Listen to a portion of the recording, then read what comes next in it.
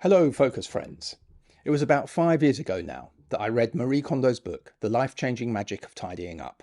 And I can't recommend it enough for anyone who isn't good at dealing with clutter. But what I'd like to talk about today is the effect that it had on my understanding of there being a teachable process for tidying up. Before reading the book, I would have been somewhat skeptical that there's a right way to do such a thing, or that there's much value in thinking of it as a teachable subject. You see, I thought that what separates a tidy person from a messy person is something of a psychological and a habitual disposition. And to a degree, I confess, I still think that that's true. But what additionally I've learned is that, to my surprise, there is a real system that can be taught to be applied. And the benefits work so well and are so striking that once learned, it tends to stick.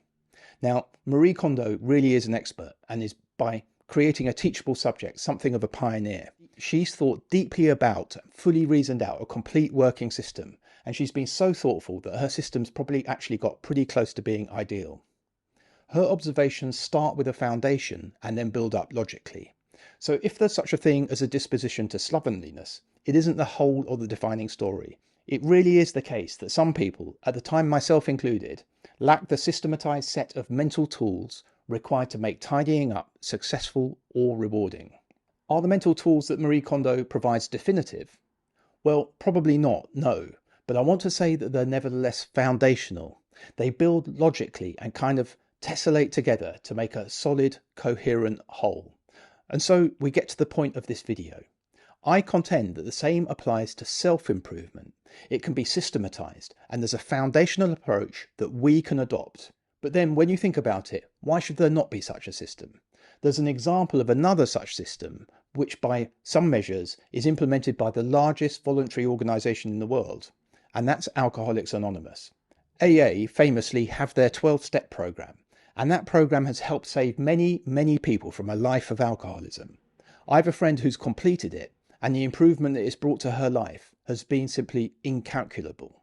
Now, I can imagine that there are alternatives to the 12-step program, but if there are any, there aren't many, and they haven't gained even a tiny degree of the traction that the 12-step program has gained. So, like Marie Kondo's system, it too is foundational. It builds up from the foundations, it's systematized, and it works. So, to return to the subject of self-improvement, because I err towards making shorter videos, I'm not going to lay out the entirety of the system that I'm talking about in self-improvement today, but I do want to nevertheless introduce the beginnings of it. I take the foundations from two great sources, and that's Andrew Huberman and Jordan Peterson.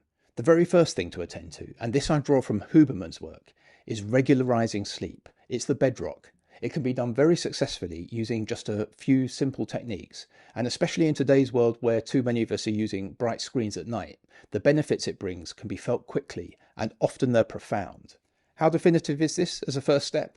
Well, remember, like for Marie Kondo's system or the 12-step program, I accept that none of these systems are definitive, but we can see what I mean by saying that they're foundational.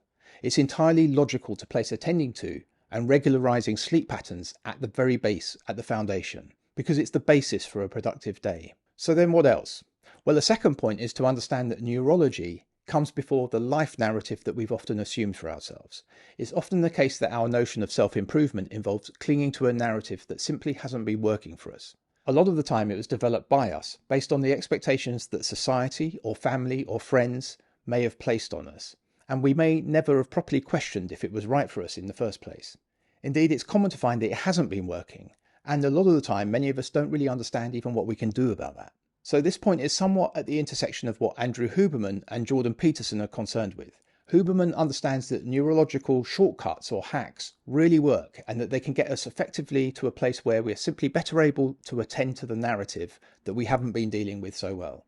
And after this, Peterson kind of takes over. He understands that the key to a truly profound and motivational narrative works best when it lies outside of the ego. So, sticking with this foundation of attending to neurology, exercise is the most powerful natural antidepressant. And provided we aren't beyond certain clinical boundaries and in need of professional help, I'd contend that beyond attending to sleep patterns, another extremely powerful factor is to remove depression and gain enthusiasm by implementing a program of regular exercise, especially outdoor exercise. I even strongly suspect that this remains true for the majority of clinical cases where professional help is additionally recommended. There are many, many more techniques that we can use to improve our neurological function, and I won't list all of them in this video. But another that Huberman advocates swear by is understanding the role played by dopamine and understanding how to manage and generate it for ourselves rather than as a consequence of artificial external stimulants. And then once we've got this foundation established, we move further into Jordan Peterson's territory. We need to seek to minimize and indeed eliminate any difference between the self that we see in the mirror and the self as we really are. In other words, we need to be honest with ourselves and develop the mental model that brings understanding as to why being honest brings us the greatest power. So this is a lot of ground that we've covered in a short space, and I'm going to stop here. But there's much, much more to discuss. Simple Focus provides a quick-to-use self-improvement checklist. See your progress at a glance. Acquire the habit of self-improvement daily, with a morning checklist, objective of the day, and an evening review. View and prioritize objectives for the positive habits you'd like to form. Great video content appears daily in the magazine, and when you see something you like, add it to your objectives.